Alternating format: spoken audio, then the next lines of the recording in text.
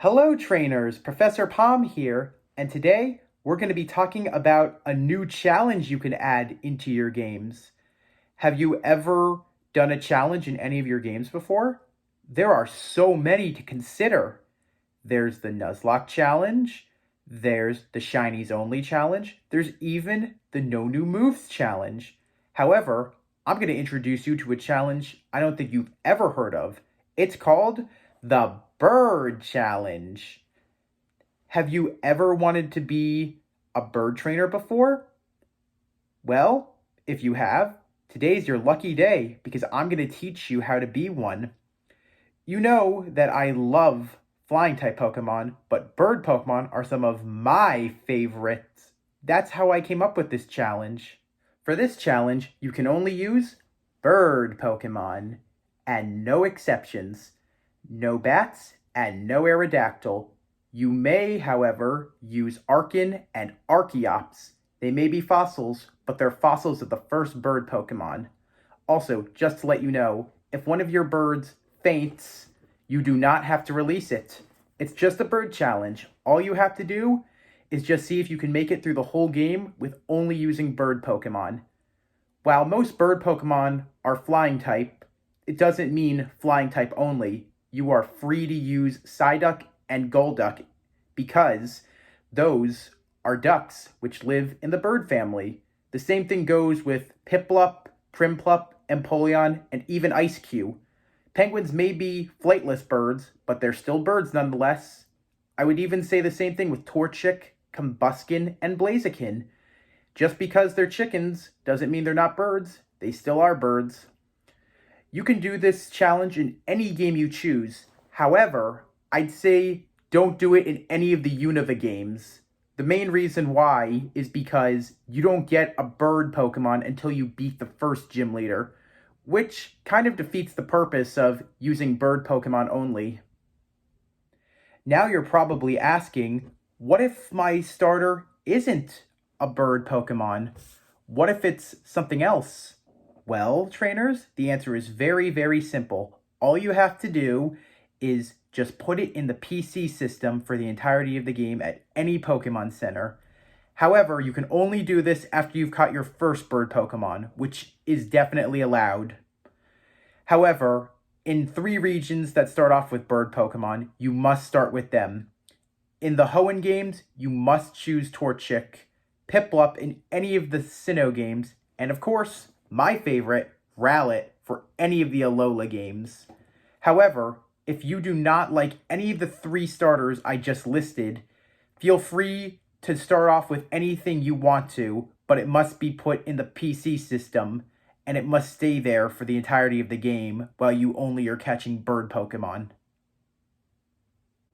Every region, except for Unova, has an abundance of bird Pokemon you can capture. The best ones, I'd say, to really go all out and get as many birds as you can would be Alola, Kalos, and Galar. The reason I'd say that is because you can get up to double digits of birds in all of those games. All the other ones, except for Johto, you can get only 8 in, with Johto only being 9 birds to capture. If you were to ask me which regions or which games would I suggest to do the bird challenge in, I'd say the best 2 games are Ultra Sun and Ultra Moon.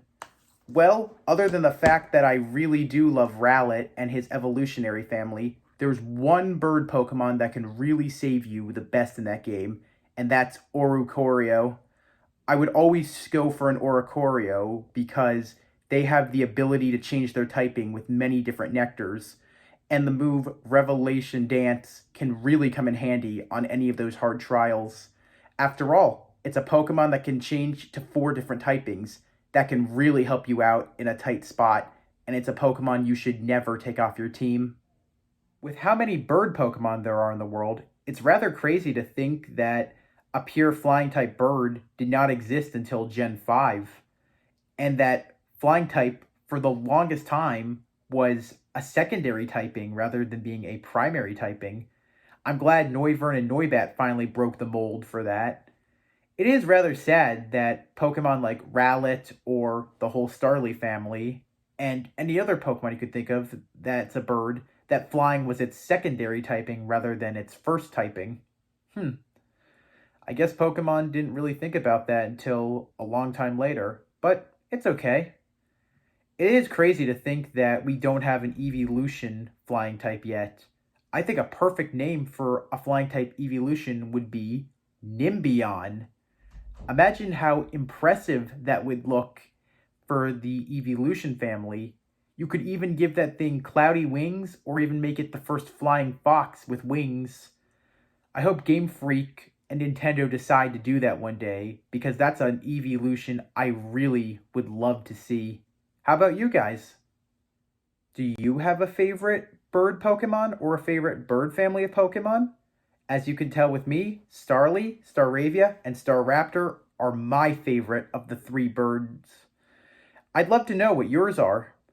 Anyway, are you going to try out my bird challenge? If you do, I hope that you have a wonderful time doing it. If you need any help about what birds are available in any region, I'll definitely put the regions and what birds are available in the description below. I just want to give a huge thanks to httpKoopa for my amazing flying type jersey. Check the artist out on Etsy and give them the business they deserve. And hey, tell them Professor Palm sent you. If you're going to go and do a bird challenge, I wish you the best of luck. Well, thanks for watching, everybody. Palm out.